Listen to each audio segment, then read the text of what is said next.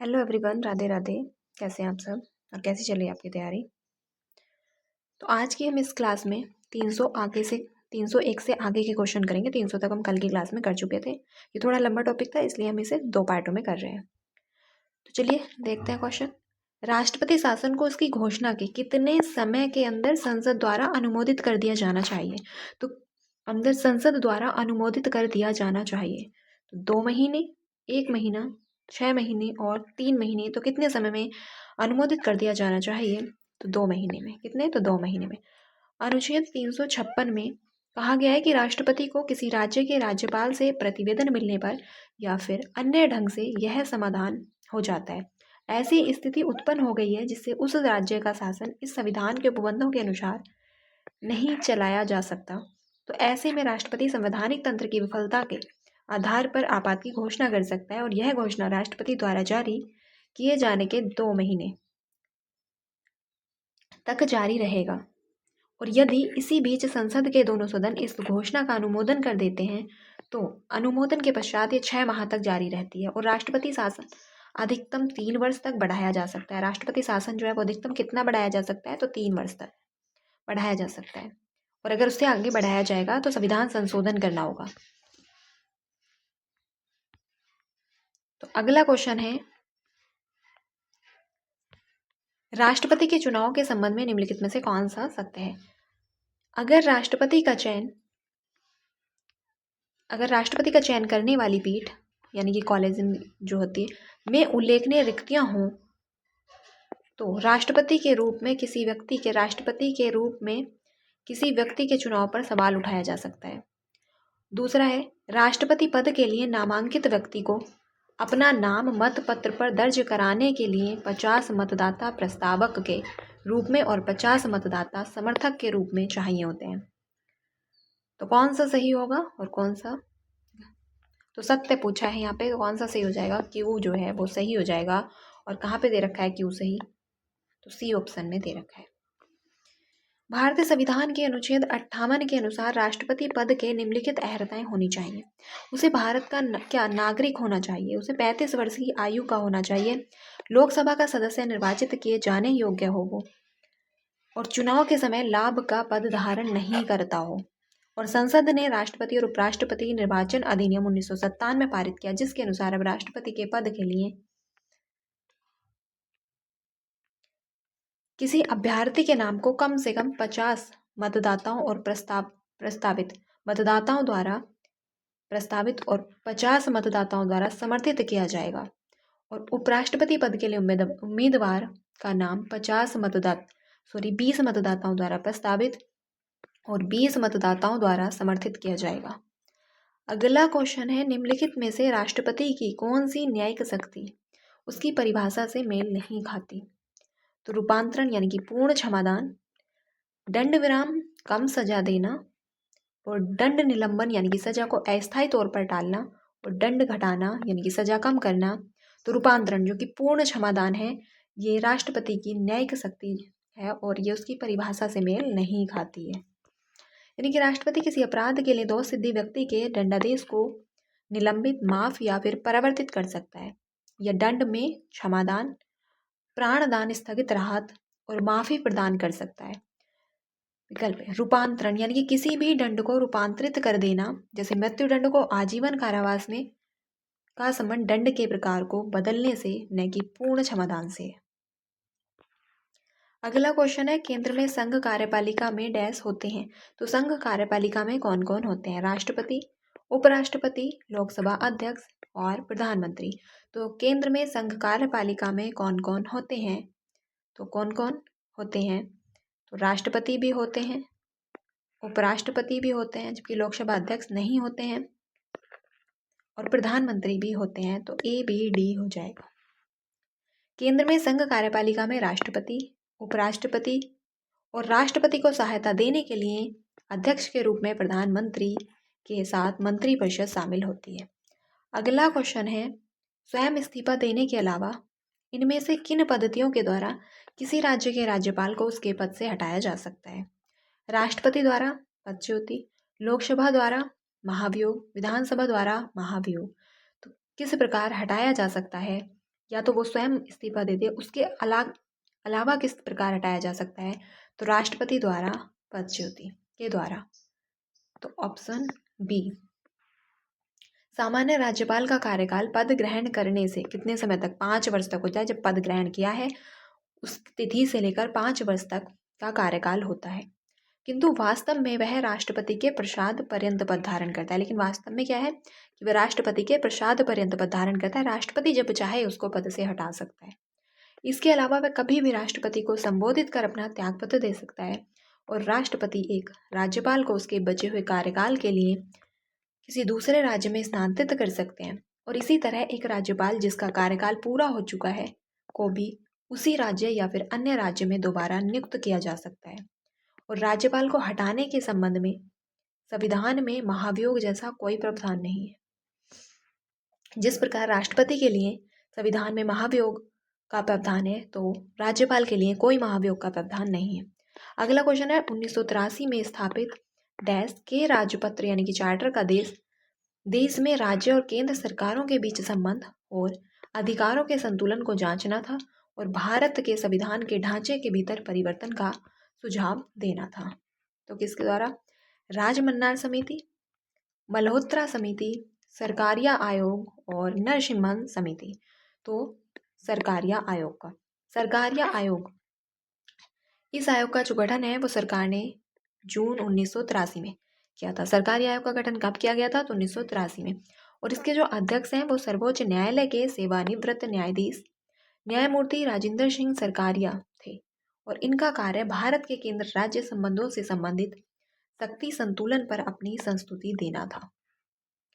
राजमन्नार समिति केंद्र व राज्यों के बीच विवादों को सुलझाने के लिए, केंद्र व राज्यों के बीच विवादों को सुलझाने के लिए।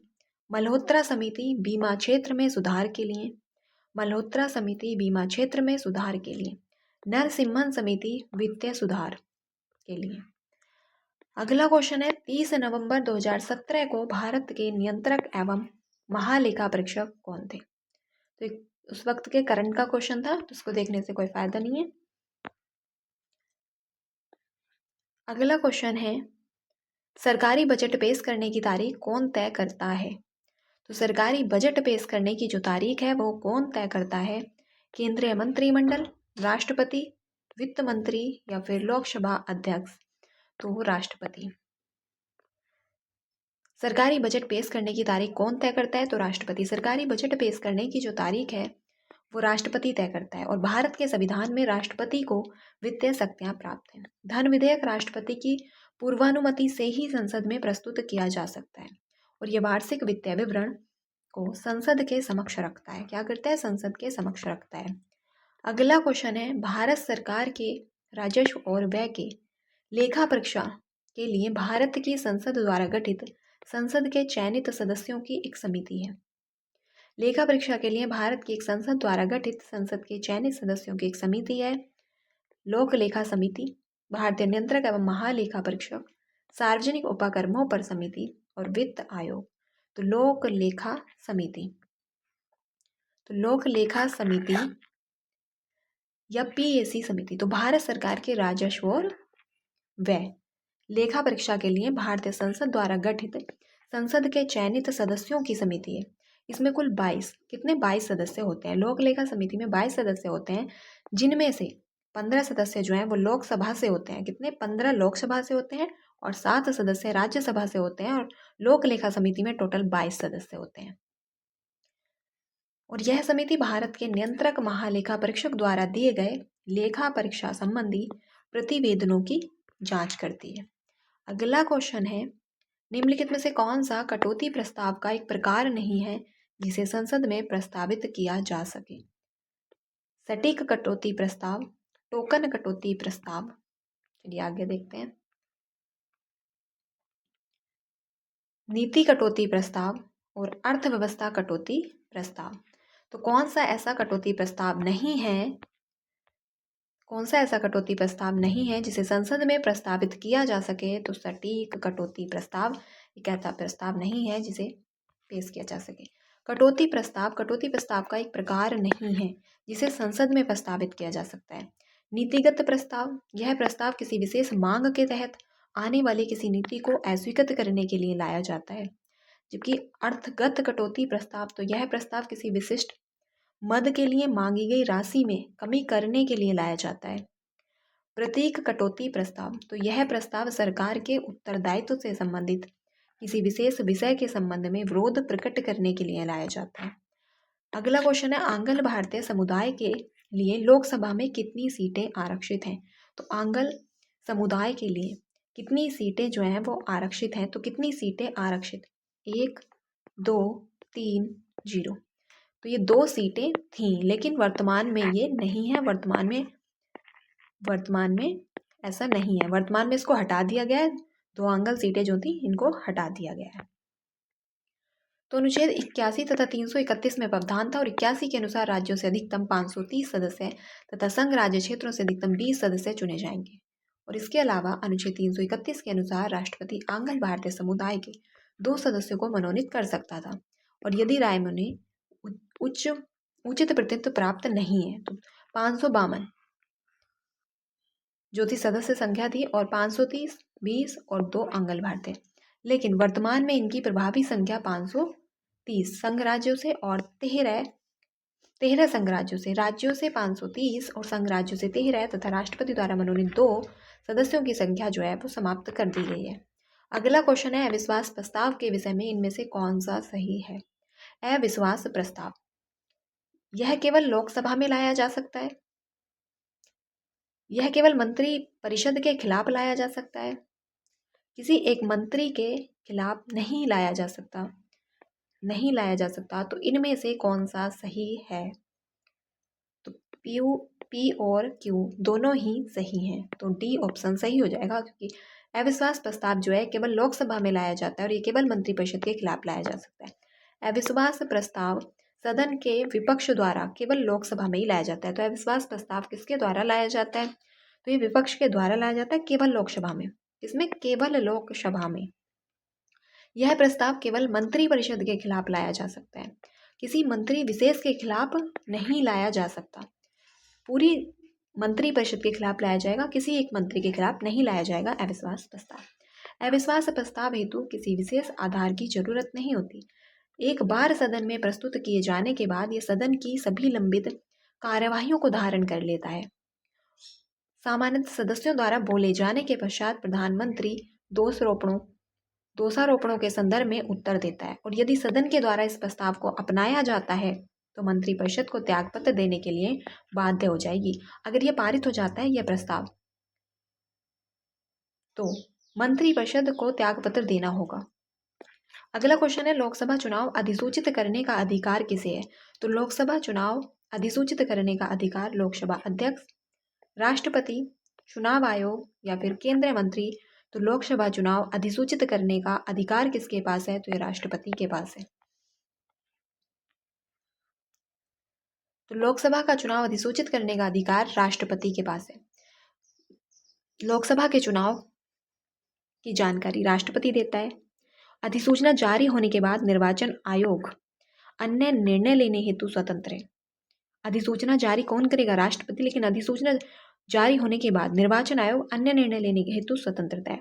और भारतीय संविधान के अनुच्छेद 324(4) के अनुसार लोकसभा के और प्रत्येक राज्य की विधानसभा के प्रत्येक साधारण निर्वाचन से पहले तथा विधान परिषद वाले प्रत्येक राज्य की विधान परिषद के लिए प्रथम साधारण निर्वाचन से पहले और उसके पश्चात प्रत्येक द्वैवार्षिक निर्वाचन से पहले राष्ट्रपति निर्वाचन आयोग से परामर्श करने के पश्चात खंड 1 द्वारा निर्वाचन आयोग को सौंपे गए कृत्यों के पालन से आयोग की सहायता के लिए उतने प्रादेशिक आयुक्तों की भी नियुक्ति कर सकेगा जितने वह आवश्यक समझे।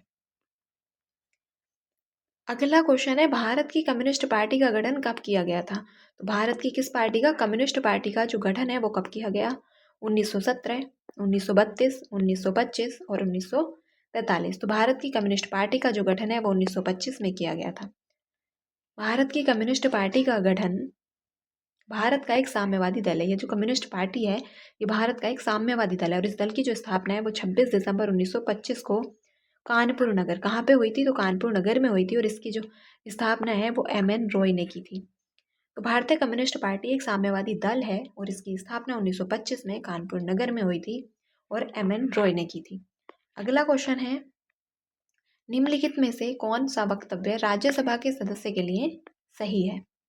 तो राज्यसभा के सदस्यों को वही वेतन और अन्य लाभ मिलते हैं जो लोकसभा के सदस्य को मिलते हैं। राज्यसभा के सदस्य एकल हस्तांतरित मत पद्धति के द्वारा राज्य विधानसभाओं द्वारा चुने जाते हैं। तो ये दोनों ही बातें क्या है, सही है। राज्यसभा तथा लोकसभा के सदस्यों को वेतन और भत्ते जो हैं वो समान रूप से मिलते हैं, यानी कि दोनों के वेतन भत्ते समान होते हैं। और राज्यसभा में राज्यों के प्रतिनिधि का निर्वाचन राज्य विधानसभा के अनुसार एकल संक्रमणीय मत द्वारा होता है। किसके द्वारा होता है? एकल संक्रमणीय मत के द्वारा होता है। अगला क्वेश्चन है, सामान्य लोकसभा की बैठक में डैश के दौरान प्रश्न पूछे जाते हैं और इस अवधि को प्रश्नकाल क्या कहा जाता है? इस अवधि को प्रश्नकाल कहा जाता है। प्रश्नकाल कितने समय का होता है या कब होता है? तो पहले घंटे, अंतिम घंटे, भोजन अवकाश से पहले के घंटे और दूसरे घंटे। तो लोकसभा की बैठक के दौरान जो प्रश्न पूछे जाते हैं इस अवधि को प्रश्नकाल कहते हैं और प्रश्नकाल अंतिम घंटे होते हैं और इसका जो टाइम होता है वो होता है 12 से 1 बजे।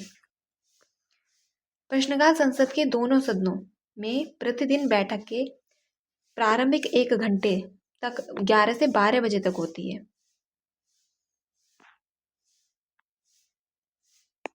तो पहले घंटे, अंतिम घंटे या भोजन अवकाश से पहले 1 घंटे या दूसरे घंटे, तो ये होते हैं अंतिम घंटे और इसका जो समय होता है वो होता है 11 से 12 बजे। तो प्रश्नकाल संसद के दोनों सदनों में प्रतिदिन बैठक के प्रारंभिक 1 घंटे तक 11 से 12 बजे तक होती है और इस दौरान सदस्य प्रश्न पूछते हैं और मंत्री उत्तर देते हैं। और प्रश्न 3 तरह के होते हैं, तारांकित प्रश्न, अतारांकित प्रश्न तथा अल्प सूचना वाले प्रश्न। तारांकित प्रश्न कैसे होते हैं? तो तारांकित प्रश्नों का जो उत्तर है वो मौखिक दिया जाता है और अतारांकित प्रश्नों का जो उत्तर है वो लिखित दिया जाता है। और अतारांकित प्रश्नों के उत्तर लिखित दिया जाता है और उसके बाद जो है अल्प सूचना वाले प्रश्न वह होता है जो अविलंबनीय लोक महत्व से संबंधित होते हैं और अतारांकित प्रश्न के बाद फिर मौखिक प्रश्न नहीं पूछे जा सकते और जिसे एक सामान्य प्रश्न हेतु विनिर्दिष्ट सूचना अवधि से कम अवधि के भीतर पूछा जा सकता है और इसका भी मौखिक उत्तर दिया जाता है, जिसके बाद अनुपूरक प्रश्न पूछे जा सकते हैं। कैसे अनुपूरक प्रश्न पूछे जा सकते हैं? तो अगला क्वेश्चन है, अनुसूचित जनजातियों के लिए लोकसभा में कितनी सीटें आरक्षित हैं? तो अनुसूचित जनजातियों के लिए 29, 47, 34 या फिर 17। तो अनुसूचित जनजातियों के लिए लोकसभा में 47 सीटें आरक्षित हैं।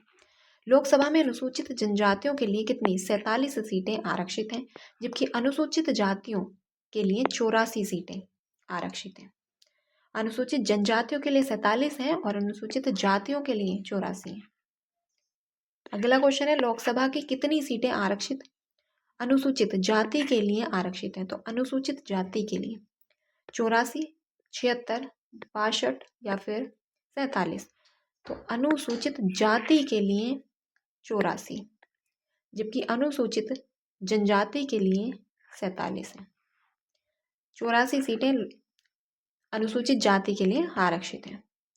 अगला क्वेश्चन है डैश सदन के अधिकार और विशेषाधिकार उसकी समितियों और सदस्यों के अभिरक्षक हैं अध्यक्ष, राष्ट्रपति, पीठासीन अधिकारी या फिर प्रधानमंत्री। तो पीठासीन अधिकारी सदन के अधिकार और विशेषाधिकार उसकी समिति और सदस्यों के अभिरक्षक हैं। पीठासीन अधिकारी जो होते हैं वो सदन के अधिकार और विशेषाधिकार और उसकी समिति और सदस्यों के अभिरक्षक होते हैं। अगला क्वेश्चन है, निम्नलिखित नियुक्तियों में से कौन सी भारत के राष्ट्रपति द्वारा नहीं की जाती है? तो कौन सी जो है वो भारत के राष्ट्रपति द्वारा नहीं की जाती है? राज्यों के राज्यपाल, संघ लोक सेवा आयोग के अध्यक्ष, लोकसभा अध्यक्ष और कैबिनेट सचिव। तो भारत के राष्ट्रपति द्वारा किसकी नियुक्ति नहीं की जाती है? तो लोकसभा अध्यक्ष। भारत के राष्ट्रपति द्वारा लोकसभा अध्यक्ष को नियुक्त नहीं किया जाता, क्योंकि भारतीय संविधान के अनुच्छेद 93 के अनुसार लोकसभा अध्यक्ष का चयन लोकसभा अपनी प्रथम बैठक में ही अपने सदस्यों में से कर लेती है। और वर्तमान में लोकसभा अध्यक्ष श्री ओम बिरला। अगला क्वेश्चन है, प्रधानमंत्री सहित मंत्रिमंडल में मंत्रियों की कुल संख्या लोकसभा के सदस्यों की कुल संख्या के डैश से अधिक नहीं हो सकती। यानी कि प्रधानमंत्री सहित मंत्रिमंडल में जो मंत्रियों की कुल संख्या है वो लोकसभा के सदस्यों की कुल संख्या से डैश से अधिक नहीं हो सकती। 20% से 10%, 25% या फिर 15%। तो किससे अधिक नहीं हो सकती? तो 15% से अधिक नहीं हो सकती। 91वें संविधान संशोधन 2003 के द्वारा यह बात कही गई है कि अनुच्छेद 75 में उपखंड 1 क जोड़कर यह प्रावधान किया गया है कि प्रधानमंत्री सहित मंत्रिमंडल में जो मंत्रियों की कुल संख्या है वो लोकसभा के सदस्यों की कुल संख्या के 15% से अधिक नहीं होनी चाहिए। अगला क्वेश्चन है, एक सतर्कता के दृष्टिकोण से सरकारी संगठन के निर्माण कार्यों के तकनीकी लेखा परीक्षा के कार्य को सौंपा गया है। निर्माण कार्यों के तकनीकी लेखा परीक्षा के कार्यों को सौंपा गया है भारत के नियंत्रक एवं महालेखा परीक्षक, सेंट्रल ब्यूरो ऑफ इन्वेस्टिगेशन, केंद्रीय सतर्कता आयोग, लोक आयुक्त। तो क्या हो जाएगा? भारत के नियंत्रक एवं महालेखा परीक्षक। अनुच्छेद 148 के अनुसार भारत का एक नियंत्रक एवं महालेखा परीक्षक होता है जो केंद्र व सभी राज्य सरकारों के व्यय संबंधी लेखाओं का अंगीक्षण करता है। क्या करता है? अंगीक्षण करता है। और इस पद पर नियुक्ति राष्ट्रपति द्वारा की जाती है जिसका कार्यकाल 6 वर्ष और 65 वर्ष की आयु जो भी पहले पूर्ण हो निर्धारित किया गया है। वर्तमान में भारत के नियंत्रक एवं महालेखा परीक्षक गिरीश चंद्र मुर्मू। अगला क्वेश्चन है, लोकपाल एक संस्कृत शब्द हिंदी में जिसका अर्थ होता है, क्या होता है? डैश लोगों द्वारा नियुक्त, दुनिया के न्यायाधीश, लोगों की देखभाल करने वाला, नागरिकों की पसंद।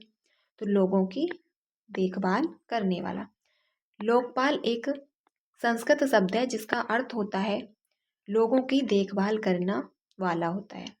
अगला क्वेश्चन है, निम्नलिखित में से कौन सा मामला भारत के नियंत्रक और महालेखा परीक्षक की जांच पड़ताल की वजह से विवादों में नहीं आया? कोयला खान आवंटन, बोफोर्स तोप मामला, सत्यम कंप्यूटर्स मामला, 2G स्पेक्ट्रम आवंटन। तो सत्यम कंप्यूटर्स मामला भारत के नियंत्रक महालेखा परीक्षक की जांच पड़ताल की वजह से विवादों में नहीं आया और भारतीय संविधान के अनुच्छेद 148 में नियंत्रक महालेखा परीक्षक के बारे में राज्यपाल राष्ट्रपति द्वारा नियुक्त किया जाता है। अगला है, राष्ट्रपति के प्रसाद पर्यंत राज्यपाल का कार्यकाल रहता है या फिर राज्यपाल राष्ट्रपति को अपना त्यागपत्र देता है। और 30 वर्ष की आयु का व्यक्ति राज्यपाल बन सकता है। 30 वर्ष की आयु का व्यक्ति बन सकता है। तो इनमें से क्या पूछा है? गलत पूछा है। तो यही हो जाएगा, ये हो जाएगा गलत, क्योंकि राज्यपाल बनने की जो आयु है वो है 35 वर्ष राष्ट्रपति के लिए भी। तो व्याख्या देख लेते हैं। राज्यपाल बनने के लिए जो न्यूनतम आयु है वो 30 वर्ष न होकर 35 वर्ष है। कितनी? 35 वर्ष है। विकल्पों में से राज्यपाल की नियुक्ति राष्ट्रपति द्वारा की जाती है तथा राज्यपाल राष्ट्रपति के प्रसाद पर्यंत पद ग्रहण करता है। क्या करता है? प्रसाद पर्यंत पद ग्रहण करता है। और राज्यपाल अपना त्यागपत्र राष्ट्रपति को सौंपता है और राज्य की कार्यपालिका का प्रमुख राज्यपाल होता है। क्या होता है? राज्यपाल होता है। अगला क्वेश्चन है, भारत के केंद्रीय रेल मंत्री को डैश की सलाह पर डैश द्वारा नियुक्त किया जाता है। तो किसकी सलाह पर और किसके द्वारा नियुक्त किया जाता है?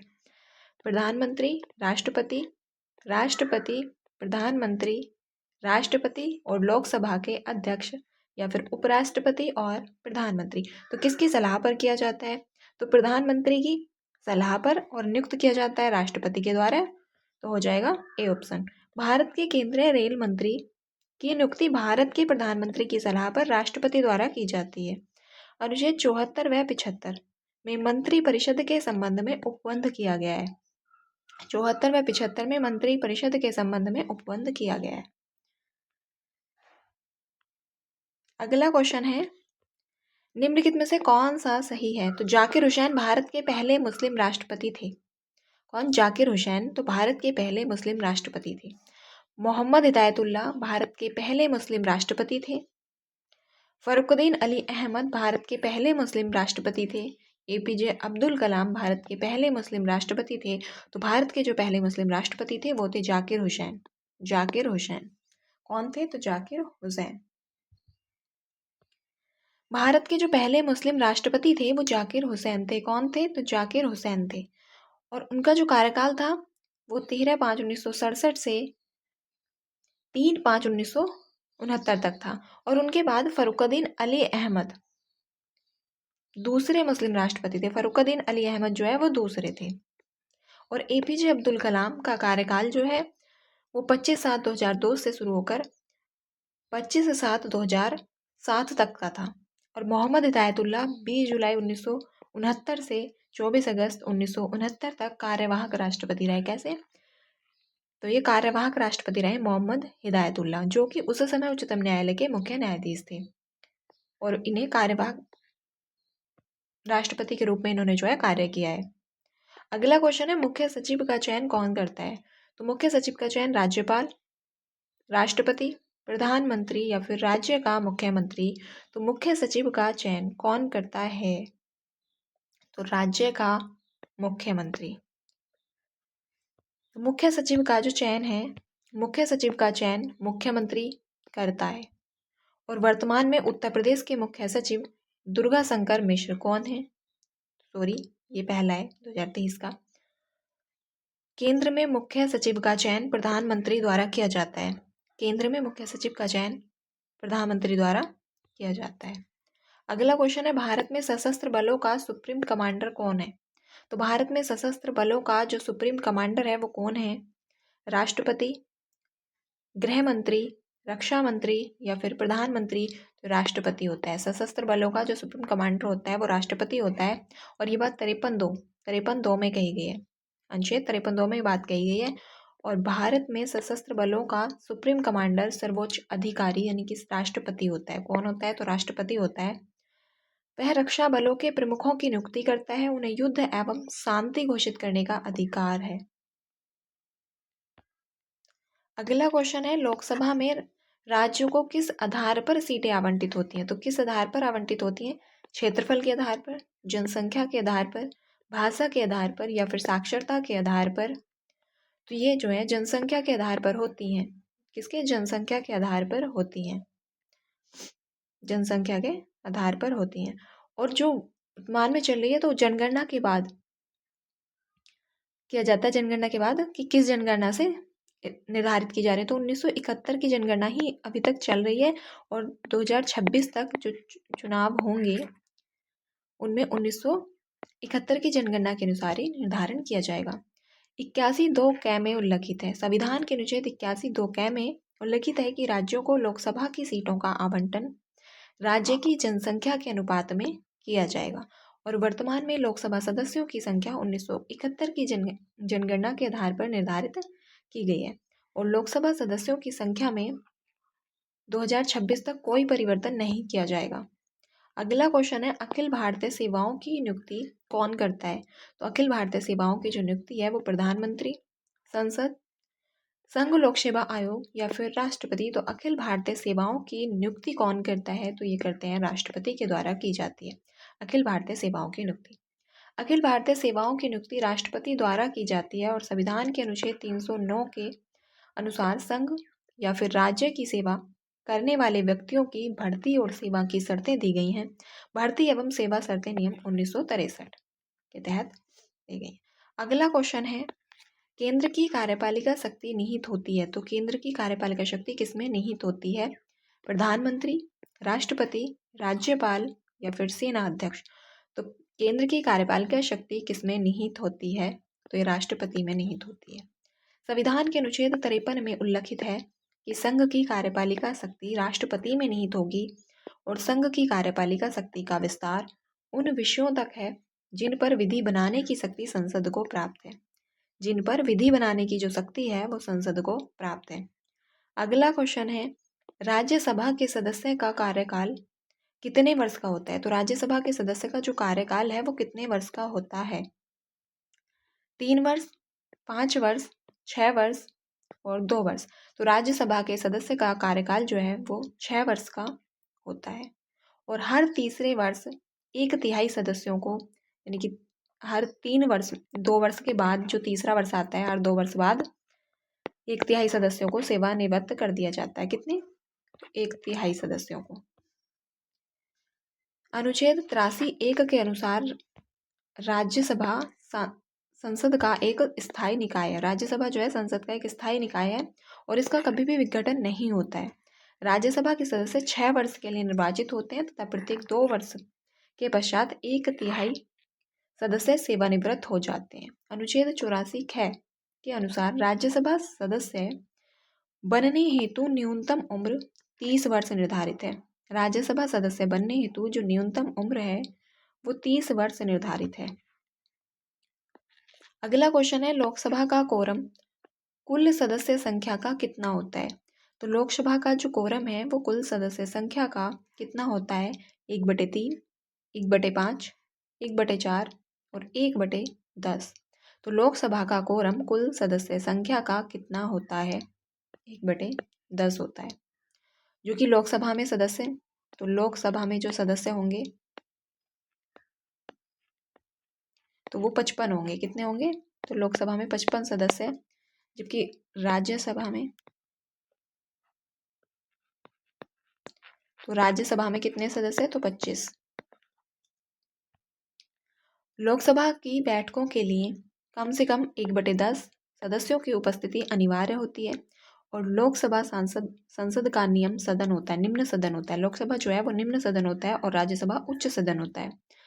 वर्तमान में लोकसभा की सदस्य संख्या 543।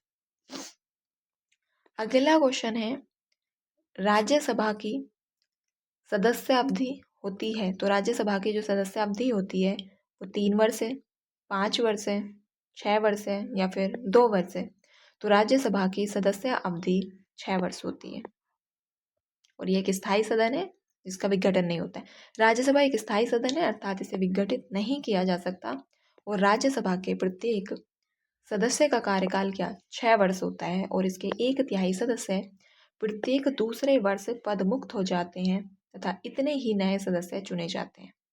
अगला क्वेश्चन है, भारत के वर्तमान राष्ट्रपति कौन हैं? तो भारत के वर्तमान राष्ट्रपति प्रतिभा देवी सिंह पाटिल, प्रणब मुखर्जी, अब्दुल कलाम और उपरोक्त में से कोई नहीं। तो भारत के वर्तमान राष्ट्रपति, यानी कि 2013 में पूछा गया। कब? 2013 में, लेकिन वर्तमान में तो द्रौपदी मुर्मू जी हैं।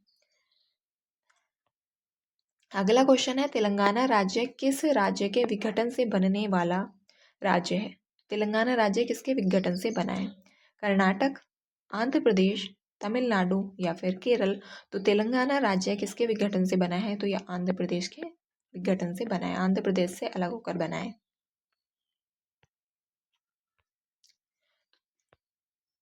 तेलंगाना भारत के आंध्र प्रदेश राज्य से अलग होकर 29वां नवगठित राज्य है और इसकी स्थापना 2 जून 2014 को हुई थी और हैदराबाद को 10 साल के लिए तेलंगाना व आंध्र प्रदेश की संयुक्त राजधानी बनाया गया था। किसको? तो 10 साल के लिए बनाया गया था, संयुक्त राजधानी बनाया गया था और इस राज्य में 10 जिले और 119 विधानसभा क्षेत्र तथा 17 लोकसभा क्षेत्र आते हैं। राज्य के पहले मुख्यमंत्री चंद्रशेखर राव ने शपथ ली थी। ये उस वक्त के करंट अफेयर की न्यूज़ थी।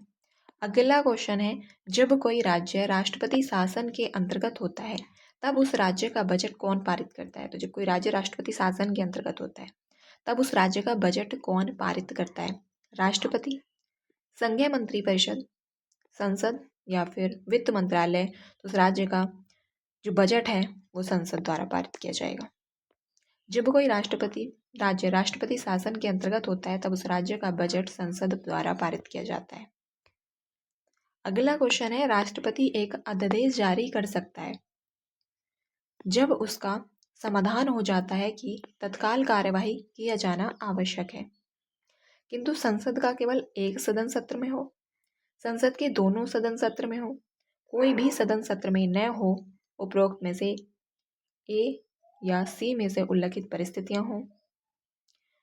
तो ऑप्शन सी हो जाएगा। तो कब? जब कोई भी सदन सत्र में नहीं होता है। राष्ट्रपति अनुच्छेद 113 के अनुसार अध्यादेश जारी कर सकता है। इसका प्रभाव संसद के अधिनियम के समान होता है। जो राष्ट्रपति के द्वारा अध्यादेश जारी किया जाएगा उसका जो प्रभाव होगा वो संसद के अधिनियम के समान होता है और इस अध्यादेश का प्रभाव संसद सत्र के शुरू होने के 6 सप्ताह तक रहता है। इस अध्यादेश का जो प्रभाव है वो संसद सत्र के शुरू होने के 6 सप्ताह तक रहता है, लेकिन राष्ट्रपति राज्य सूची के विषयों पर अध्यादेश जारी नहीं कर सकता। और जब दोनों सदन सत्र में होते हैं तब राष्ट्रपति को अध्यादेश जारी करने की शक्ति प्राप्त नहीं होती। अगला क्वेश्चन है, संसद व विधानसभाएं जिन विषयों पर कानून बना सकती हैं उनका उल्लेख किस अनुसूची में है? प्रथम अनुसूची, द्वितीय, सप्तम या फिर नवम? तो कौन सी? तो 7वीं अनुसूची में जो सूचियां दी गई हैं, संघ सूची, क्या है इसमें? संघ सूची, समवर्ती सूची, राज्य सूची। संसद व विधानसभाएं 7वीं अनुसूची में वर्णित समवर्ती सूची के विषयों पर कानून बना सकती हैं, लेकिन कानून के विषय समान होने पर केंद्र सरकार द्वारा बनाया गया कानून ही अस्तित्व में रहेगा और राज्य सरकार द्वारा बनाया गया कानून केंद्र राज्य सरकार के कानून बनाने के साथ ही समाप्त हो जाता है। लेकिन इसमें एक बात और है कि अगर राज्य द्वारा बनाया गया कानून राष्ट्रपति द्वारा पारित करा लिया जाता है तो वही अस्तित्व में होगा अगर पहले करा लिया जाता है। अगला क्वेश्चन है, अध्यक्ष की अनुपस्थिति में लोकसभा बैठकों की अध्यक्षता कौन करता है? तो अध्यक्ष की अनुपस्थिति में लोकसभा बैठकों की अध्यक्षता कौन करता है? राष्ट्रपति, उपराष्ट्रपति, उपसभापति या फिर प्रधानमंत्री? तो कौन करता है? तो उपसभापति। अध्यक्ष की अनुपस्थिति में लोकसभा बैठकों की अध्यक्षता उपसभापति करता है, क्योंकि सभापति नहीं करता है, क्योंकि वह सदस्य ही नहीं होता है। संविधान के अनुच्छेद 93 के अनुसार लोकसभा अपने ही सदस्यों में से एक अध्यक्ष और एक उपाध्यक्ष का निर्वाचन करती है। लोकसभा की अध्यक्षता लोकसभा अध्यक्ष करता है और अध्यक्ष की अनुपस्थिति में लोकसभा की जो अध्यक्षता है वो उपाध्यक्ष करता है। यदि उपाध्यक्ष भी अनुपस्थित है तो राष्ट्रपति द्वारा नियुक्त सदस्य उस पद के कर्तव्यों का पालन करेगा। अगला क्वेश्चन है, लोकसभा सदस्य बनने के लिए क्या अर्हता आवश्यक है? तो लोकसभा सदस्य बनने के लिए क्या अर्हता? उसका नाम संबंधित राज्य की मतदाता सूची में दर्ज हो, उसका नाम भारत में कहीं भी मतदाता सूची में दर्ज हो, वह न्यूनतम 30 वर्ष का हो। कितने? 30 वर्ष का हो। वह पढ़ा लिखा हो। तो कौन सी अर्हता जो है वो आवश्यक है लोकसभा सदस्य बनने के लिए? तो उसका जो नाम है वो भारत में कहीं भी मतदाता सूची में दर्ज हो। तो लोकसभा संसद का निम्न सदन है और राज्यसभा उच्च सदन है। लोकसभा के सदस्यों की अधिकतम संख्या 550 हो सकती है और इनमें से 530 सदस्य राज्यों एवं अधिकतम 20 सदस्य संघीय क्षेत्रों से निर्वाचित किए जाते हैं। वर्तमान में लोकसभा की 543 है। लोकसभा अनुच्छेद 330 के अंतर्गत अनुसूचित जातियों के लिए 84 स्थान है, अनुसूचित जातियों के लिए 84 स्थान है, जबकि अनुसूचित जनजातियों के लिए 47 स्थान है और अनुसूचित जनजातियों के लिए 47 स्थान आरक्षित हैं। लोकसभा का सदस्य बनने के लिए अनिवार्य अर्हता निम्नलिखित है। वह व्यक्ति भारत का नागरिक हो, उसकी जो आयु है वो 25 वर्ष से कम न हो। वह व्यक्ति भारत का नागरिक हो, उसकी आयु 25 वर्ष से कम न हो, वह पागल या दिवालिया न हो, भारत सरकार या किसी राज्य सरकार के अधीन वह लाभ के पद पर न हो, उस व्यक्ति का नाम भारत में कहीं भी मतदाता सूची में दर्ज हो। अगला क्वेश्चन है, साधारण विधेयक किस सदन में पहले प्रस्तुत किया जाता है? लोकसभा में, राज्यसभा में या फिर किसी भी सदन में? उपरोक्त में से कोई नहीं। तो साधारण विधेयक किस सदन में पहले प्रस्तुत किया जाता है? तो यह है किसी भी सदन में। किसमें? तो किसी भी सदन में किया जा सकता है। 368(2) के अनुसार साधारण विधेयक संसद के किसी भी सदन में प्रस्तुत किया जा सकता है और यह विधेयक मंत्री या सदस्य किसी के भी द्वारा प्रस्तुत किया जा सकता है। जब कोई सदस्य सदन में यह विधेयक प्रस्तुत करना चाहता है तो उसे पहले सदन को अग्रिम सूचना देनी पड़ती है। क्या? अग्रिम सूचना देनी पड़ती है। और इसे दोनों सदनों से पारित होने के बाद राष्ट्रपति की मंजूरी के लिए भेजा जाता है। किसके लिए? तो राष्ट्रपति की मंजूरी के लिए भेजा जाता है। असहमति की आवश्यकता में राष्ट्रपति संयुक्त बैठक बुला सकता है। अगला क्वेश्चन है, भारत में प्रधानमंत्री की नियुक्ति कौन करता है? तो भारत में जो प्रधानमंत्री की नियुक्ति है वो कौन करता है? मंत्रिपरिषद, उपराष्ट्रपति, राष्ट्रपति और भारत के नागरिक। तो कौन करता है? तो राष्ट्रपति। भारत में प्रधानमंत्री की नियुक्ति जो है वो राष्ट्रपति द्वारा की जाती है। संविधान के अनुच्छेद 74 के अनुसार राष्ट्रपति को उसके कार्यों के संपादन एवं सलाह देने हेतु एक मंत्री परिषद होगी। क्या होगी? एक मंत्री परिषद होगी और जिसका प्रधान प्रधानमंत्री होगा। प्रधानमंत्री की नियुक्ति अनुच्छेद 75 के अनुसार, किसके? 75 के अनुसार राष्ट्रपति करेगा। कौन करेगा? राष्ट्रपति करेगा। और अन्य मंत्रियों की नियुक्ति में राष्ट्रपति प्रधानमंत्री की सलाह लेगा। राष्ट्रपति जो है वो प्रधानमंत्री की सलाह लेगा और मंत्रिपरिषद लोकसभा के प्रति उत्तरदायी होती है। अगला क्वेश्चन है, निम्न में से किस राज्य में राष्ट्रीय सुरक्षा अधिनियम का विस्तार नहीं है? राष्ट्रीय सुरक्षा अधिनियम का विस्तार नहीं है। गुजरात, जम्मू और कश्मीर, महाराष्ट्र या फिर तेलंगाना। तो कहाँ पे? जम्मू और कश्मीर में राष्ट्रीय सुरक्षा अधिनियम का विस्तार नहीं है। समय, जम्मू और कश्मीर राज्य में राष्ट्रीय सुरक्षा अधिनियम का विस्तार नहीं था, लेकिन अब ऐसा नहीं है। जिस वक्त ये आया था उस वक्त नहीं था। राष्ट्रीय सुरक्षा अधिनियम 1980 देश की सुरक्षा के लिए सरकार को अधिक शक्ति देने से संबंधित कानून है और यह कानून केंद्र और राज्य सरकार को संदिग्ध व्यक्ति की गिरफ्तारी की शक्ति देता है। अक्टूबर 2019 में जम्मू कश्मीर का विशेष राज्य का दर्जा समाप्त कर 2 केंद्र शासित प्रदेश जम्मू और कश्मीर और लद्दाख बना।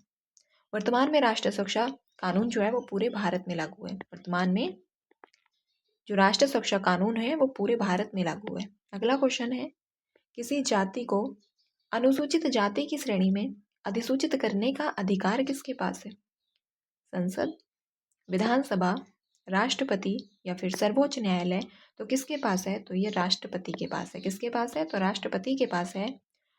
और किसी जाति को अनुसूचित जाति की श्रेणी में अधिसूचित करने का जो अधिकार है वो राष्ट्रपति को प्राप्त है। किसको प्राप्त है? तो राष्ट्रपति को प्राप्त है। और राष्ट्रपति किसी भी क्षेत्र को अनुसूचित क्षेत्र घोषित कर सकता है। क्या? अनुसूचित क्षेत्र घोषित कर सकता है और उसे अनुसूचित क्षेत्र एवं जनजातीय क्षेत्रों के प्रशासन की शक्तियां प्राप्त हैं अनुच्छेद 341 व 352 के तहत। अगला क्वेश्चन है, भारत की केंद्रीय मंत्री परिषद उत्तरदायी है। तो किसके प्रति उत्तरदायी है? राष्ट्रपति के प्रति, प्रधानमंत्री के प्रति, लोकसभा के प्रति, सर्वोच्च न्यायालय के प्रति। तो जो भारत की केंद्रीय मंत्री परिषद है वो लोकसभा के प्रति उत्तरदायी होती है और सामूहिक रूप से उत्तरदायी होती है पूरी मंत्री परिषद। अनुच्छेद 74 के अनुसार राष्ट्रपति को उसके कार्यों में सहयोग एवं सलाह देने के लिए एक मंत्री परिषद होती है और इस मंत्री परिषद का जो प्रधान है वो कौन होता है? तो वो प्रधानमंत्री होता है, जिसकी नियुक्ति राष्ट्रपति अनुच्छेद 75 के अनुसार करता है। जिसकी जो नियुक्ति है वो राष्ट्रपति अनुच्छेद 75 के अनुसार करता है। और मंत्री परिषद का सदस्य बनने के लिए यह आवश्यक है कि वह व्यक्ति संसद के किसी सदन का सदस्य हो। यदि मंत्री बनते समय वह संसद सदस्य नहीं हो तो उसे 6 माह के अंदर संसद का सदस्य बनना अनिवार्य है, अन्यथा अपने पद से इस्तीफा देना पड़ेगा अगर वह नहीं बनता है 6 माह के अंदर। मंत्रिपरिषद सामूहिक रूप से लोकसभा के प्रति उत्तरदायी होती है। यदि लोकसभा किसी एक मंत्री के विरुद्ध भी अविश्वास प्रस्ताव पारित कर दे या उस विभाग से संबंधित विधेयक को निरस्त कर दे तो ऐसी स्थिति में समस्त मंत्रिमंडल को त्यागपत्र देना होगा। अगला क्वेश्चन है, भारत के राष्ट्रपति को हटाने की प्रक्रिया क्या है? संसद में महाभियोग, प्रधानमंत्री द्वारा महाभियोग, उपराष्ट्रपति द्वारा महाभियोग या इनमें से कोई नहीं। तो राष्ट्रपति को हटाने के लिए संसद में महाभियोग लाया जाता है। अनुच्छेद 61 में महाभियोग के बारे में बताया गया है। महाभियोग लाया जाता है और इस सदन के किसी भी सदन में लाया जा सकता है, लेकिन जिस सदन में लाया गया उसके 1/4 सदस्यों से हस्ताक्षर होनी चाहिए तब दूसरे सदन उसकी जांच करता है। 61 के अनुसार राष्ट्रपति पर संविधान के अतिक्रमण हेतु महाभियोग प्रस्ताव लाया जा सकता है, जिसके अंतर्गत संसद का कोई सदन आरोप लगाएगा, किंतु किसी सदन द्वारा महाभियोग का प्रस्ताव लाने पर उस सदन के कम से कम 1/4 सदस्य प्रस्ताव को समर्थन प्राप्त हो और इसकी पूर्व सूचना 14 दिन पहले राष्ट्रपति को दे दी गई हो। 14 दिन पूर्व जो है इसकी सूचना दे दी गई हो। यदि सदन अपने 2-3 सदस्यों द्वारा प्रस्ताव पारित कर दूसरे सदन को भेजता है, तो दूसरा सदन महाभियोग के आरोप की जांच स्वयं या फिर किसी न्यायालय या न्यायाधिकरण से करा सकता है, और ऐसी जांच में राष्ट्रपति स्वयं उपस्थित होकर या अपने काउंसिल के माध्यम से बचाव कर सकता है। यदि जांच के पश्चात दूसरा सदन भी 2/3 बहुमत द्वारा महाभियोग के प्रस्ताव को पास कर दे, तो उस स्थिति से राष्ट्रपति अपने पद से हट जाता है। अगला क्वेश्चन है, राज्यसभा में भारत का राष्ट्रपति कितने सदस्य मनोनीत कर सकता है? तो कितने सदस्य मनोनीत कर सकता है? 2, 8, 10 या फिर 12। तो राष्ट्रपति द्वारा जो राज्यसभा में सदस्य मनोनीत किए जाते हैं विशेष क्षेत्रों से, वो 12। कितने? 12। राज्यसभा में भारत का राष्ट्रपति 12 सदस्यों को 331 अनुच्छेद 331 के तहत मनोनीत कर सकता है। राज्यसभा का गठन सर्वप्रथम 3 अप्रैल 1952 को, राज्यसभा का गठन कब हुआ था? 3 अप्रैल 1952 को किया गया था, और इसकी जो पहली बैठक है वो 13 मई 1952 को हुई थी। राज्यसभा का गठन 3 अप्रैल 1952 को, और जो पहली बैठक है वो 13 मई 1952 को हुई थी, और इसकी अध्यक्षता उपराष्ट्रपति डॉक्टर सर्वपल्ली राधाकृष्णन ने की थी। किसने की थी? तो उपराष्ट्रपति डॉक्टर सर्वपल्ली राधाकृष्णन ने की थी। सभापति ने सदन में घोषणा की थी कि काउंसिल ऑफ स्टेट्स को राज्यसभा के नाम से 23 अगस्त 1954 को जाना जाएगा। राज्यसभा में संविधान के अनुच्छेद 80 के अनुसार 250 सदस्य होंगे, जिनमें 238 का चुनाव राज्य तथा संघ राज्य क्षेत्रों की विधानसभाओं द्वारा किया जाएगा, और 12 सदस्यों को जो है राष्ट्रपति द्वारा नियुक्त किया जाएगा, जैसे कला, विज्ञान आदि विशेष क्षेत्रों से। अगला क्वेश्चन है, राष्ट्रपति सुरक्षा का दायित्व इनके ऊपर है। किसके ऊपर है? राष्ट्रीय सुरक्षा का दायित्व राष्ट्रपति, प्रधानमंत्री, मंत्री समूह या फिर कैबिनेट। तो राष्ट्रीय सुरक्षा का जो दायित्व है वो राष्ट्रपति के ऊपर होता है। राष्ट्रीय सुरक्षा का दायित्व राष्ट्रपति के ऊपर होता है, और सभी विज्ञप्ति या सभी विधेयक अंत में राष्ट्रपति की मोहर के बाद ही कानून बनते हैं। क्या बनते हैं? तो राष्ट्रपति की मोहर के बाद ही कानून बनते हैं। अगला क्वेश्चन है, भारत का उपराष्ट्रपति निर्वाचित होने का पात्र तभी होगा जब भारत का नागरिक हो। भारत का उपराष्ट्रपति निर्वाचित होने का पात्र तभी होगा जब भारत का नागरिक हो, 35 वर्ष की आयु पूरी कर चुका हो। कितने? 35 वर्ष की आयु पूरी कर चुका हो। राज्यसभा का सदस्य निर्वाचित होने के लिए अहर्त हो। किसका? तो राज्यसभा का सदस्य निर्वाचित होने के लिए अहर्त हो। उक्त सभी शर्तें, तो ये सभी शर्तें हो जाएंगी। अनुच्छेद 66 के अनुसार कोई व्यक्ति भारत का उपराष्ट्रपति निर्वाचित होने के लिए पात्र तभी होगा जब वह उपयुक्त तीनों शर्तों पूरी करता हो। उसका निर्वाचन संसद के दोनों सदनों के सदस्यों ने मिलकर बनने वाले निर्वाचन गण के सदस्यों द्वारा आनुपातिक प्रतिनिधित्व के अनुसार एकल संक्रमणीय मत पद्धति द्वारा होता है। अगला जो क्वेश्चन है वो है, भारत के संविधान के अनुच्छेद 54 के अनुसार राष्ट्रपति का निर्वाचन ऐसे निर्वाचन गण के सदस्य करेंगे जिसमें संसद के दोनों सदनों के निर्वाचित सदस्य होंगे। कौन होंगे? जिसमें संसद के दोनों सदनों के निर्वाचित सदस्य होंगे। राज्यों के विधान सभाओं के निर्वाचित सदस्य होंगे। राज्यों के विधान सभाओं के निर्वाचित सदस्य होंगे। केवल ए में उल्लिखित सदस्य या ए और बी दोनों में उल्लिखित सदस्य हैं, तो दोनों में उल्लिखित सदस्य। अनुच्छेद 54 के अनुसार राष्ट्रपति का निर्वाचन ऐसे निर्वाचन गण के सदस्य करेंगे जिसमें संसद के दोनों सदनों के निर्वाचित सदस्य और राज्यों की विधानसभाओं के निर्वाचित सदस्य से मिलकर बनेगा, और राज्य के अंतर्गत दिल्ली और पांडिचेरी, अब पुडुचेरी संघ राज्य क्षेत्र की विधानसभाएं भी शामिल हैं। अगला क्वेश्चन है, निम्न में से क्या सही नहीं है? तो क्या सही नहीं है? राष्ट्रपति अन्य कोई लाभ का पद धारण नहीं करेगा। राष्ट्रपति की उपलब्धियां एवं भत्ते उसकी पदावधि के दौरान कम नहीं किए जाएंगे। तो राष्ट्रपति अन्य कोई लाभ का पद धारण नहीं करेगा, क्या सही नहीं है? राष्ट्रपति की उपलब्धियां एवं भत्ते उसकी पदावधि के दौरान कम नहीं किए जाएंगे, दोनों बातें सही हैं। राष्ट्रपति बिना किराया दिए अपने शासकीय निवासों के उपयोग का हकदार होगा, सही है ये बात भी। राष्ट्रपति को अपने कार्यकाल तक किसी भी दशा में हटाया नहीं जा सकता, ये बात गलत है, तो यही हो जाएगा क्योंकि इसको महाभियोग लगाकर हटाया जा सकता है। अनुच्छेद 56 के अनुसार संविधान का अतिक्रमण करने पर राष्ट्रपति को अनुच्छेद 61 में उपबंधित रीति से महाभियोग द्वारा हटाया जा सकेगा और अंततः राष्ट्रपति को उसके कार्यकाल के दौरान संविधान के अतिक्रमण के आधार पर हटाया जा सकता है। अगला क्वेश्चन है, निम्न में से कौन भारत के राष्ट्रपति निर्विरोध चुने गए थे? Doctor Rajendra Prasad, doctor Radhakrishnan, doctor Sanjeev Reddy और वी गिरी। तो कौन जो निर्विरोध चुने गए थे, बिना निर्वाचन हुए चुने गए थे, तो वो थे डॉक्टर संजीव रेड्डी। भारत के छठे राष्ट्रपति थे संजीव रेड्डी। कौन से नंबर के? छठे नंबर के, जो निर्विरोध निर्वाचित हुए थे और इनका जो कार्यकाल है वो 25 जुलाई 1977 से 25 जुलाई 1982 तक था। राजेंद्र प्रसाद लगातार 2 बार 1952 से 62 राष्ट्रपति चुने गए। राधाकृष्णन ने 1962 से C.H. राय को हराकर राष्ट्रपति का चुनाव जीता था। 1969 में वराहगिरी वेंकटगिरी, वी गिरी, नीलम संजीवन रेड्डी को हराकर राष्ट्रपति का चुनाव जीता था। अगला क्वेश्चन है, निम्नलिखित में से किसे लोकसभा की कार्यवाही में विशिष्ट निमंत्रण पर भाग लेने का अधिकार है? तो विशिष्ट निमंत्रण पर भाग लेने का अधिकार है महालेखा परीक्षक, महान्यायवादी, सोलिसिटर जनरल या लोकसभा के सचिव। तो किसको यह अधिकार है? तो महान्यायवादी को यह अधिकार है।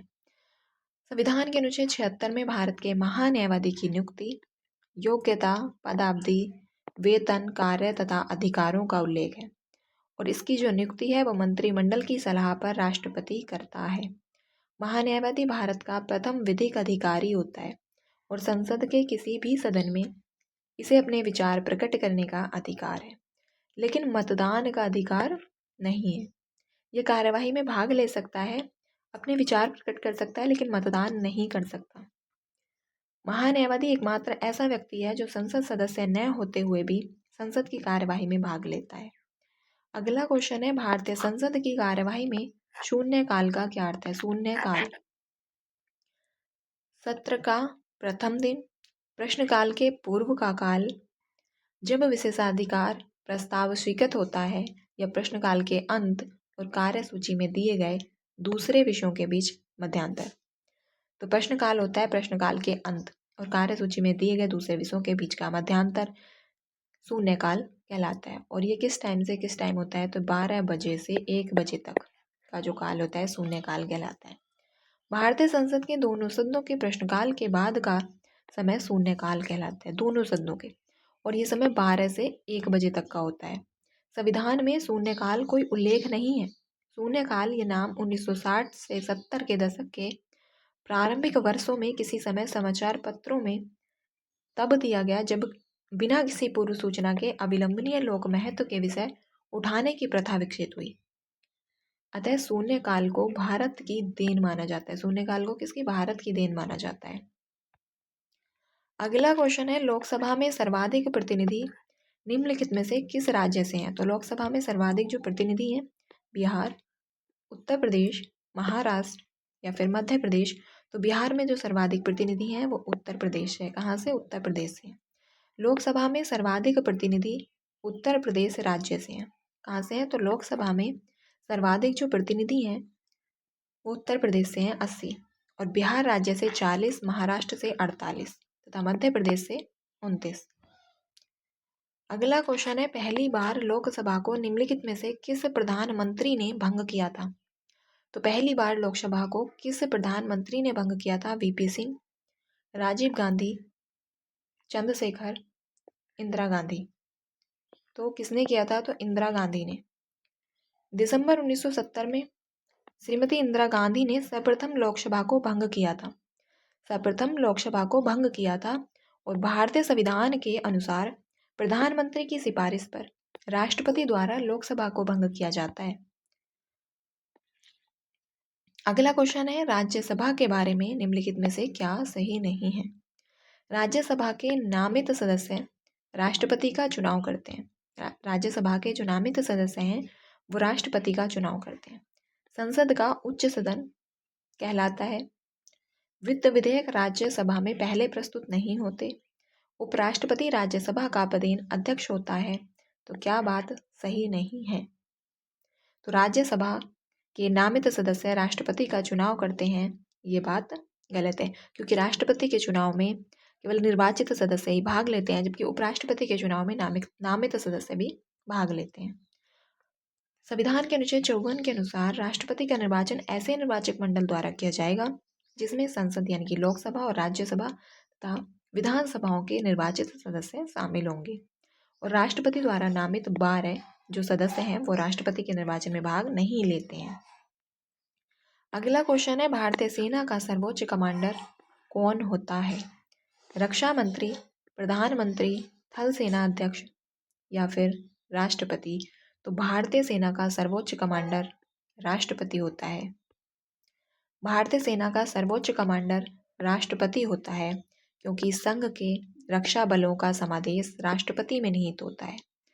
राष्ट्रपति अपने में निहित रक्षा बलों का समादेश उस विधि के अनुसार प्रयुक्त करता है जिसे संसद बनाए और राष्ट्रपति रक्षा बलों के प्रमुखों को भी नियुक्त करता है। राष्ट्रपति जो है वो रक्षा बलों के प्रमुखों को भी नियुक्त करता है।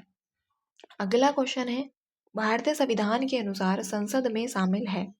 तो भारतीय संविधान के अनुसार संसद में शामिल है लोकसभा और राज्यसभा। लोकसभा, राज्यसभा और प्रधानमंत्री। लोकसभा, राज्यसभा और राष्ट्रपति और इनमें से कोई नहीं। तो संसद में शामिल होते हैं लोकसभा, राज्यसभा और राष्ट्रपति। भारतीय संविधान के अनुसार संसद में लोकसभा, राज्यसभा और राष्ट्रपति शामिल होते हैं, अतः संसद इन तीनों को सम्मिलित करके बनती है। अगला क्वेश्चन है, कैबिनेट का नेता होता है। तो कैबिनेट का नेता राष्ट्रपति, लोकसभा अध्यक्ष, प्रधानमंत्री या फिर उपराष्ट्रपति। तो कैबिनेट का नेता प्रधानमंत्री होता है। कौन होता है? तो प्रधानमंत्री होता है।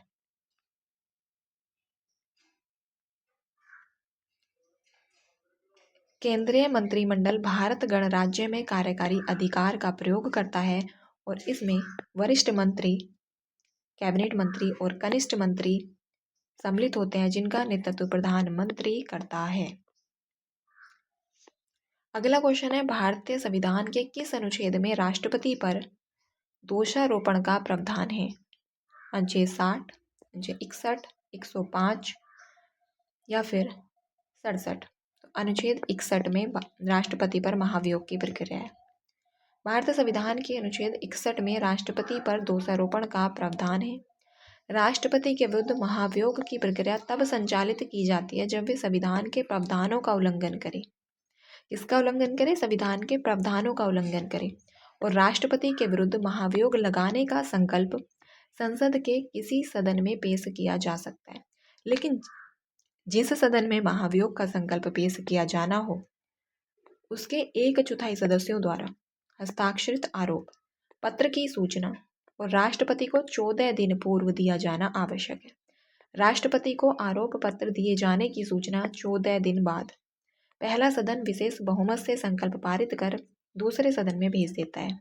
दूसरा सदन आरोपों की जांच कर विशेष बहुमत द्वारा संकल्प पारित कर देता है तो महाभियोग की प्रक्रिया पूर्ण मानी जाएगी और इस स्थिति में राष्ट्रपति पदमुक्त माना जाएगा। अगला क्वेश्चन है, किसके द्वारा भारत के राष्ट्रपति को उसके पद से पदच्युत किया जा सकता है। प्रधानमंत्री द्वारा, लोकसभा द्वारा, उच्चतम न्यायालय द्वारा या फिर संसद द्वारा। तो किसके द्वारा? संसद द्वारा ही राष्ट्रपति को हटाया जा सकता है महाभियोग लगाकर। अनुच्छेद 61 के अनुसार राष्ट्रपति को भारतीय संविधान के प्रावधानों का उल्लंघन करने दोषारोपण पर संसद द्वारा राष्ट्रपति पर महाभियोग की प्रक्रिया लगाकर पदच्युत किया जा सकता है। अगला क्वेश्चन है, भारत के प्रधानमंत्री कौन हैं? तो I.K. गुजराल, PV नरसिम्हा राव, चंद्रशेखर और इनमें से कोई नहीं। तो कौन है? तो पीवी नरसिम्हा राव। कौन है? पीवी नरसिम्हा राव। वर्तमान समय में भारत के प्रधानमंत्री नरेंद्र दामोदर दास मोदी, जिन्हें प्रधानमंत्री का कार्यभार 26 मई 2014 को ग्रहण किया था और प्रश्नकाल के दौरान भारत के प्रधानमंत्री पीवी नरसिम्हा राव थे और वर्तमान में भी यह। अगला क्वेश्चन है, निम्नलिखित भारतीय राज्यों में से किस राज्य में द्विसदनीय विधानमंडल नहीं है? तो द्विसदनीय विधानमंडल कहाँ पे नहीं है? उत्तर प्रदेश, जम्मू कश्मीर, तमिलनाडु और कर्नाटक। तो कहाँ पे नहीं है? तो तमिलनाडु में नहीं है। राज्य का विधानमंडल राज्यपाल तथा विधानसभा एवं विधान परिषद से मिलकर बनता है और वर्तमान में देश के 6 राज्यों बिहार, महाराष्ट्र, उत्तर प्रदेश, कर्नाटक, आंध्र प्रदेश और तेलंगाना में द्विसदनात्मक विधानमंडल है। अगला क्वेश्चन है, एक सतर्कता के दृष्टिकोण से सरकारी संगठन के निर्माण कार्यों के तकनीकी लेखा परीक्षक के कार्य को सौंपा गया है। भारत के नियंत्रक एवं महालेखा परीक्षक को, सेंट्रल ब्यूरो ऑफ इन्वेस्टिगेशन को, केंद्रीय सतर्कता आयोग को और लोक आयुक्त को। तो किसको सौंपा गया है? तो भारत के नियंत्रक एवं महालेखा परीक्षक को सौंपा गया है। अनुच्छेद 148 के अनुसार भारत का एक नियंत्रक एवं महालेखा परीक्षक होता है जो केंद्र व सभी राज्य सरकारों के व्यय संबंधी लेखों का अंगीक्षण करता है और इस पद पर नियुक्ति राष्ट्रपति द्वारा की जाती है, जिसका कार्यकाल 6 वर्ष या 65 वर्ष की आयु जो भी पहले पूर्ण हो निर्धारित किया गया है। वर्तमान में भारत के नियंत्रक एवं महालेखा परीक्षक के संजय मूर्ति। लेकिन ये अगला क्वेश्चन है, कार्यकरण नियम के अनुसार हस्ताक्षर और संपुष्टि से पहले सभी अंतर्राष्ट्रीय समझौते और संधियों यानी कि सिवाय उनके जो विनिर्दिष्ट रूप से छूट प्राप्त हैं को डैश की आवश्यकता होती है। तो किसकी आवश्यकता होती है? मंत्रिमंडल सचिव से अनुमोदन की, मंत्रिमंडल के अनुमोदन की, राष्ट्रपति के अनुमोदन की या भारत के मुख्य न्यायाधीश के अनुमोदन की। तो किसकी आवश्यकता होती है? तो मंत्रिमंडल के अनुमोदन की। कार्यकरण नियमों के अनुसार हस्ताक्षर और संपुष्टि से पहले सभी अंतर्राष्ट्रीय समझौतों और संधियों सिवाय उनके जिन्हें विनिर्दिष्ट रूप से छूट प्राप्त है को मंत्रिमंडल के अनुमोदन की आवश्यकता होती है। तो आज की क्लास को यहीं रखते हैं और अगली क्लास से अगला टॉपिक राज्य की कार्यपालिका एवं विधायिका रहेगा। और अगर क्लास पसंद आई हो तो